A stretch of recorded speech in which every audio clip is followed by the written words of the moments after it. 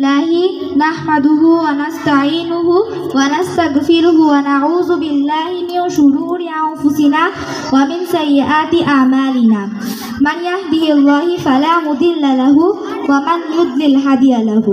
Wa ashhadu an la ilaha illallah wahdahu la sharika lahu wa anna sayyidina Muhammadan abduhu wa rasuluhu, amma ba'd.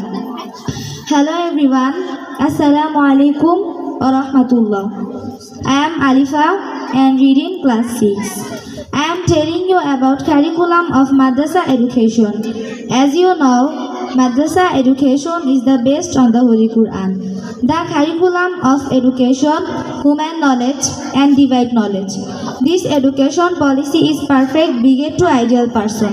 An ideal person is a asset of society as well as a country. Madrasa education is a teach what is our family, duty and society. Madrasa education is a teach what is our family, duty and society. However, certificate is a piece of paper, but no education is not limited particular paper. No more today. I will discuss matter next time, inshallah. Thanks everybody. Assalamu alaikum wa rahmatullah.